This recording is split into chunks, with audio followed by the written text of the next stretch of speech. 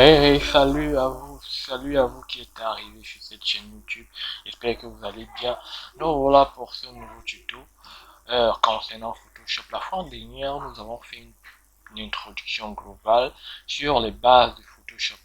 Aujourd'hui, nous allons parler de la barre d'outils puisque tu l'as vu la fois dernière bien évidemment. Excusez-moi si je me répète. Nous avons parlé de la barre de menu. Donc aujourd'hui, on va parler de la barre d'outils et j'espère qu'au bout de ce tuto, vous allez gagner un peu plus. Parce que ça le but.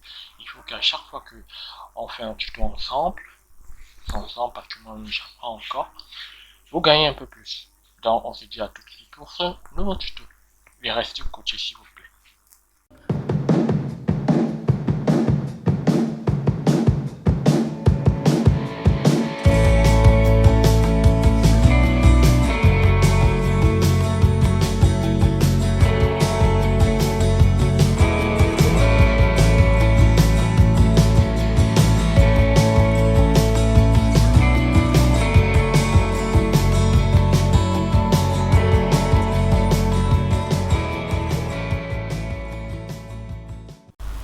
Ok, je vous souhaite une fois de plus la bienvenue.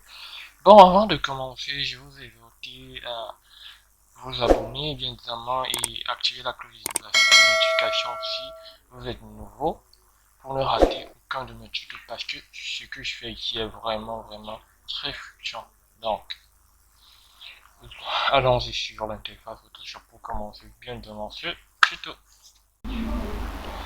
Bon, je disais la fois dernière, quand on ouvre une version plus récente de Photoshop, nous tombons bien évidemment sur cette interface-ci. Donc, pour ouvrir un nouveau document, puis c'est par là que je vais vous montrer la barre d'outils. Il faut qu'on ouvre un nouveau document. La fois dernière, j'ai parlé, je vous ai montré comment on ouvre un nouveau document. On vient ici sur créer. On clique sur créer. Ouais, ça opère. On choisit un modèle. Peu importe, ça dépend de ce que vous voulez faire. On va prendre un modèle n'importe quel, quelconque. L'essentiel est que je vous montre les outils Photoshop aujourd'hui. Donc, c'est pas très important. Bon, voici donc le fameux interface Photoshop. Voici comment il se présente de base. Maintenant, s'il faut commencer par les outils Photoshop, on va commencer par cet outil-ci. Celui-ci. Celui-ci, on l'appelle l'outil de déplacement, comme c'est écrit ici à ce niveau, l'outil de déplacement. Il permet tout simplement, comme son nom l'indique, de déplacer des objets, des outils sur l'interface Photoshop, sur le plan de travail Photoshop. Je vais prendre un exemple.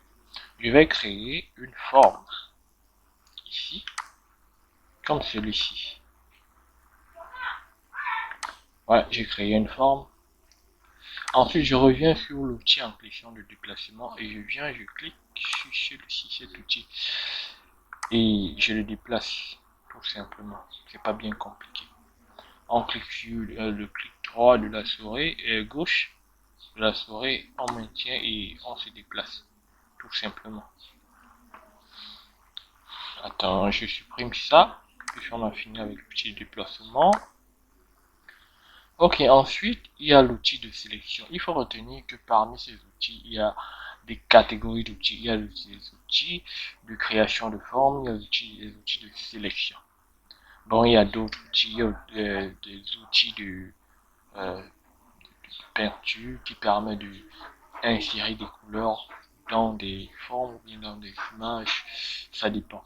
Donc celui-ci, donc, c'est l'outil rectangle de sélection. Il fait partie des outils de sélection. Lui permet tout simplement de sélectionner une partie d'un objet ou d'une image, ça dépend, ou d'une forme. Je prends un exemple, parce qu'il faut toujours faire un nom des exemples pour que vous compreniez mieux de quoi il est question. Je crée de nouveau ma forme. Voilà. Je vais créer de nouveau ma forme. Je viens sur cet outil, je le sélectionne. Comme vous voyez. j'ai sélectionné cette forme ici. Donc en fait, il sélectionne juste la forme que vous avez marquée ici. C'est ça. Et ça qu'il est question avec cet outil. Avec cet outil, on peut aussi faire des sélections en découpe. On peut aussi découper des petites parcelles. Et prenons un exemple pour que vous compreniez mieux. Je désélectionne d'abord ça. Ok. Avant de pouvoir découper cette forme, parce que telle qu'elle est, on ne peut pas la découper. Il faut que je pixelise cette forme. Quand on parle de pixeliser, c'est de rendre une forme en image, en fait, de convertir une forme en image. Avec le temps, on va arriver sur ce point-là, vous allez comprendre. Je viens ici, je fais un clic droit et je pixelise cette image-là, cette forme-là. Je viens, je vérifie que je suis bien placé sur mon jeu de sélection rectangle. Je sélectionne juste un coin de cette forme. Bien sûr, c'est un coin de cette forme. Et je reviens sur l'outil de placement. J'appuie sur la touche supprimer qui se trouve sur mon clavier. Et vous avez vu, ça a supprimé juste la parcelle concernée, sélectionnée en fait. Donc, c'est un peu comme ça que cet outil marche.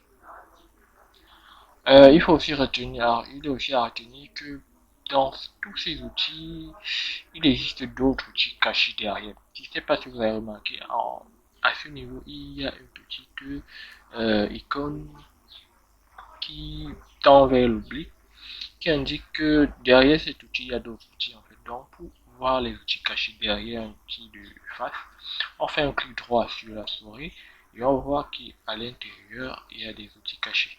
Donc, c'est un peu ça.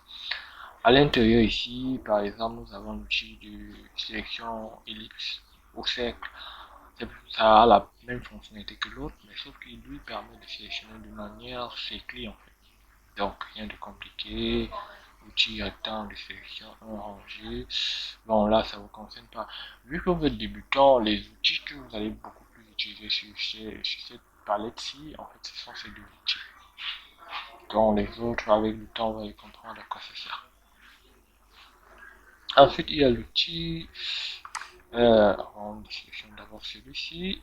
Ok. Ensuite, il y a l'outil, toujours un outil de sélection. Sauf que ici, on l'appelle beaucoup plus le lasso. En fait, il permet de sélectionner toujours des images, des formes. Comme vous voyez ici en image, comment on sélectionne avec lui. Avec lui, on sélectionne de manière un peu plus précise. Donc, on vient, on clique là. On clique là. Avec le clic droit, on maintient. On tire, on tire, on tire, on tire. On vient. Et pour qu'il sélectionne, il faut que vous reveniez sur le point de départ et vous lâchez. Il a sélectionné. Exactement ça. Vous voyez que si je fais la même chose que là, précédemment, je supprime, ça va supprimer toute cette partie-là. Comme vous le voyez. Donc, c'est toujours un outil de sélection. À l'intérieur, il y a un autre outil de lasso polygonal. Bon, pour la sélection, à sélectionner de manière beaucoup plus précise, c'est beaucoup plus cet outil qui est beaucoup plus utilisé en fait. Outil de lasso polygonal. Mais il n'est pas vraiment l'outil optimum pour les sélections en fait. Ça dépend de la chose que vous voulez sélectionner. Je sélectionne et on continue. J'espère que vous avez compris à quoi ça sert. Ensuite, il y a un autre outil de sélection vraiment aussi vraiment formidable. L'outil de baguette magique, c'est un autre outil de sélection. Sauf que lui, il sélectionne en fonction des couleurs. Donc, si je clique sur lui et que je vais sélectionner toute cette partie bleue, je n'ai qu'à cliquer, enfin un clic droit, ça sélectionne toute la partie ayant la même couleur. En fait. Parce que c'est toute la partie. Si je viens ici, je sélectionne là, ça va sélectionner toute la partie blanche hors celui-ci. C'est un peu ça. Je reviens ici, je peux appuyer sur supprimer et ça supprime tout en fait. On va faire un CTRL Z pour revenir. C'est un peu ça. Ensuite, à l'intérieur, il y a un autre outil de sélection que des débutants ont aussi beaucoup l'habitude d'utiliser, l'outil de sélection rapide en fait. Lui, son travail, comment il fait en fait pour sélectionner? Avec lui, on fait un clic gauche, on maintient sur une partie et on glisse tout simplement. Vous allez voir qu'avec en glissant et en évoluant, ça va sélectionner ainsi de suite. Alors, c'est le même principe avec lui, il sélectionne en fonction des couleurs en fait, de la chose. Après ça, on a un outil recadrage, comme son nom il permet de recadrer. Il permet tout simplement de recadrer. Bon, imaginez que je veux recadrer ce plan de travail. Il me permet pas seulement de recadrer le plan de travail, il permet aussi de recadrer des images. Ça dépend de ce que vous avez sélectionné en fait à ce niveau. Donc, je viens ici, j'ai cliqué, je clique là avec, en faisant un clic droit, gauche. Et je viens ici, je déplace tout simplement. Là, je cadre mon plan de travail, je minimise, c'est parfait. Et c'est bon. Je finis, je viens appuyer ici. J'ai recadré mon plan de travail. Et puis tout de même, faire la même chose avec autre chose. C'est un peu ça, c'est un peu comme ça qu'il est utilisé. Bon, c'est avec lui que les débutants travaillent beaucoup plus. Avec le temps, on va les comprendre.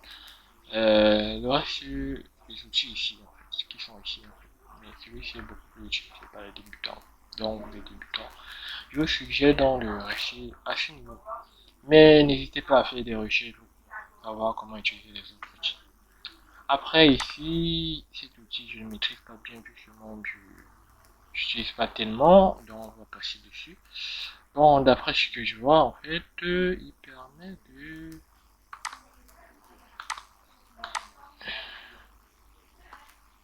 Oh, je vois. Oh, je vois. Bon, on va passer dessus, mais cet outil est vraiment aussi intéressant. On va passer dessus. Ensuite, il y en a l'outil pipette. Il permet, lui, de sélectionner une couleur. Je m'utilise de sélection, mais il permet beaucoup lui de sélectionner une couleur. Donc, si je veux sélectionner une couleur, je viens ici, je pipette cette couleur-ci, et il change directement ici. Si je viens là, je pipette là, il change là. Sélectionner une couleur quelque part dans le plan de travail Photoshop. Une couleur qui vous arrange, en fait, que vous voulez modifier dans une de vos créations. Donc, c'est un peu ça. On va supprimer ça. Euh,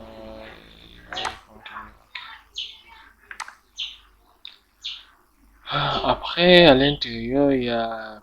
C'est pas très intéressant. Hein. Je vous ai dit au départ que mon chef encore, donc je vous suggère de vous arrêter ici. Après, ici, il y a l'outil correcteur localisé. Il permet de corriger bien notamment des imperfections qui se trouvent dans une image en fait. Si je prends un exemple, je viens ici, j'ouvre une image quelconque, je vais ouvrir une image quelconque, attendez un peu. Importer et incorporer une image. Je vais prendre laquelle je vais prendre une image qui est ici. Ça permet de travailler. Donc je prends celle-ci. Ok. Ok. J'ai importé cette image ici. Je suis sur cet outil. Bon, je vais tout simplement supprimer une imperfection, quelque chose que je ne veux pas ici. Avant de faire ça, comme vous voyez là, quand ça marque un cercle barré, comme ça veut dire que vous ne pouvez pas agir dessus. Donc il va falloir d'abord, parce que là, quand vous avez importé l'image, il vient sous forme d'une image dynamique dans Photoshop, il se transforme en une image dynamique. Donc ce qu'il faut faire, c'est qu'il faut pixeliser ceci pour que ça devienne une image tout simplement. Je pixelise le calque qui devient une image et là on peut agir. Bon, on veut supprimer ces guillemets. On fait tout simplement ça et il disparaît. Vous voyez, C'est le même principe ici, je fais comme ça, et il disparaît. On peut pas savoir qu'il y avait les guillemets là, puisque il a été masqué. Donc c'est toute la magie de cet outil. Je trouve que cet outil est vraiment formidable. À l'intérieur, l'outil correcteur. Alors, lui, il permet tout simplement avec le bouton Alt, prendre une imperfection ailleurs, prendre quelque chose ailleurs et aller la copier dans un autre endroit. Je viens ici en appuyant sur Alt, je prends ça, je prends ça, ça, et après ça, je viens, je la mets ici. Voilà, vous avez vu. Donc j'ai pris ce R si je veux le copier ici. Donc, pour faire simple, c'est deux outils qui sont vraiment très utilisés en fait. Sauf que même celui-ci aussi utilisé, mais il n'est pas vraiment utilisé constamment en fait. C'est les professionnels qui vont vous dire comment on utilise cet outil. Mais il est vraiment aussi, j'ai eu à utiliser celui-ci, mais il est aussi vraiment formidable comme outil. Après ça, il y a le pinceau. Tout simplement, on sait ce que fait le pinceau, il fait tout simplement à mettre des couleurs en fait. Bah, je vais un peu partout. Si je babiche ici, vous voyez, je change l'épaisseur ici, je remonte et mettre la couleur. En fait, la couleur qui met ici, c'est la couleur qui a été mise ici. Donc, si on veut changer de couleur, on fait un double clic dessus et on met peut-être le rouge, comme ça. Et on babigeonne avec le pinceau. C'est la même chose. Un peu ça l'utilité du pinceau. À l'intérieur, nous avons l'outil crayon. Ça dépend. Hein. Bon, l'outil tampon. Bon, comme ça nous dit, c'est un outil de duplication en fait. Il permet de dupliquer certaines choses. En fait, il permet de dupliquer. En même temps, les supprimer. Donc, je fais un clic Alt là. J'ai cliqué et je duplique la même chose qu'ici. Donc, ce qui s'est passé, en fait, j'ai appuyé sur la touche Alt de mon clavier, j'ai pris toute cette partie-ci, j'ai cliqué et je suis venu le dupliquer ici. Je clique, je maintiens, je fais apparaître la même chose. Si vous remarquez bien, au fur et à mesure, je bouge de haut en bas, ça copie tout simplement ce qui se passe ici, en fait. Donc, c'est un peu ça. Ensuite, il y a l'outil forme d'historique. Je sais pas trop à quoi faire cet outil, on va passer dessus. Là, c'est la gomme. Ça permet tout simplement de gommer. Comme ça, on dit qu'il effacer. Donc, ça, gomme. L'outil dégradé, il permet de mettre deux tons de couleur dans un endroit. C'est-à-dire, voilà. Ici, on a un dégradé jaune blanc.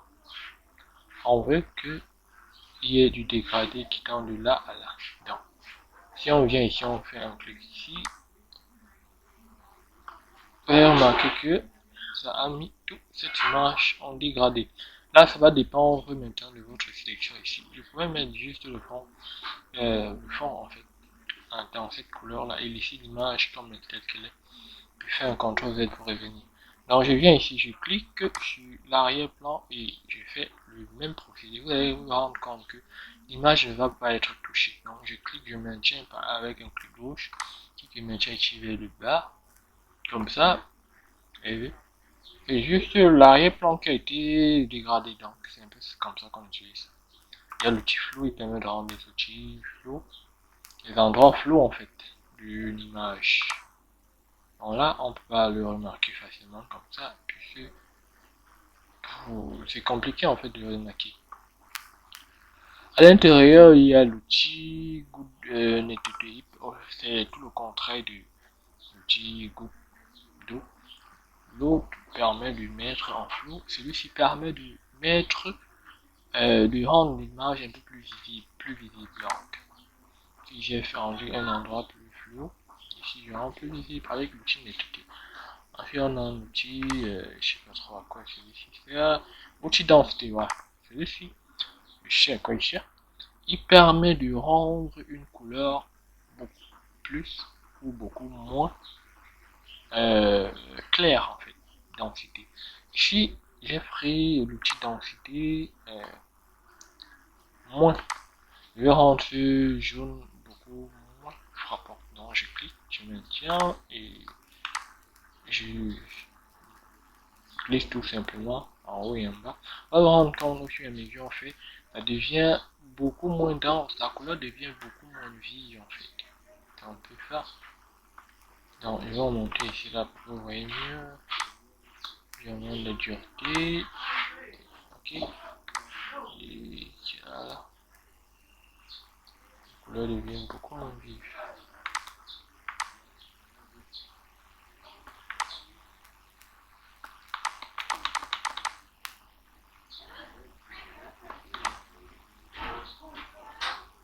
En fait, c'est comme ça que ça marche avec celui-ci. Et l'autre fait l'effet inverse. Il rend la couleur beaucoup plus vive. Ici, on a un outil vraiment formidable. C'est un outil plume. Il permet de créer des formes beaucoup plus complexes. N'importe quelle forme que vous avez en tête, vous pouvez le créer avec lui. Donc, si je clique dessus, je vais créer une forme bizarre. Je clique, je maintiens, je viens, je fais ça, et je reviens là. J'ai créé une forme. J'ai créé une forme bizarre qu'on ne retrouve pas forcément ici. Et ici, tout qui permet aussi de faire des sélections. C'est à double fonction, permet de créer des formes et il permet de faire des sélections. Cet outil est le meilleur outil pour faire des détourages. En fait. Quand je parle de détourage, je veux parler en fait des sélections d'images. En fait, on veut extraire une image d'un endroit pour un autre. Il permet de le faire beaucoup plus précis, de manière beaucoup plus précise. Donc, pour faire une sélection de ça, je peux définir une sélection. Vous avez vu, ça devient une sélection ici.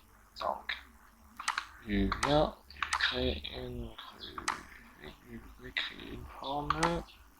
Je viens ici, je définis une forme. Créer une forme personnalisée, voilà. Là, j'ai créé une forme personnalisée. Pour revenir ici sur forme, puis ça, on va rendre compte qu'en cliquant sur forme, cet outil de cette partie que vous avez saisi devient tout simplement une forme. Donc je peux le déplacer. Tout simplement. Après que le temps, on va parler des choses beaucoup plus complexes. On va travailler dessus. L'outil typographie, lui, tel que son nom l'indique, permet tout simplement d'écrire en fait, de faire des textes, c'est-à-dire on clique un endroit, on écrit tout ce qu'on veut, on peut modifier le gras, mettre en italique, changer le type de style d'écriture ici, changer la taille,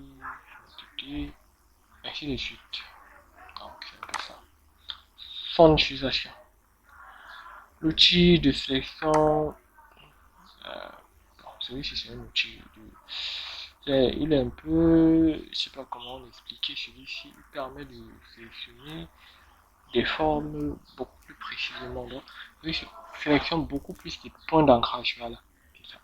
Donc, quand on crée une forme et qu'on est ici, il permet de sélectionner des points d'ancrage. Là, vous voyez, quand j'ai cliqué là, il a sélectionné un point d'ancrage.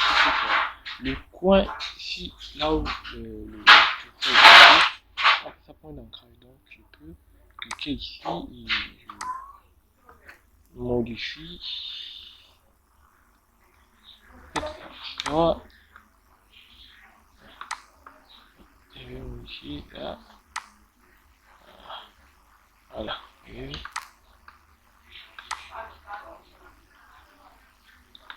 voilà. Bon, on va travailler dessus après. Ah, ça créateur de forme, j'ai parlé de ça tout à l'heure, donc on crée tout simplement des formes. C'est aussi bête que ça. À l'intérieur, on a des ellipses, des rectangles arrondis, etc.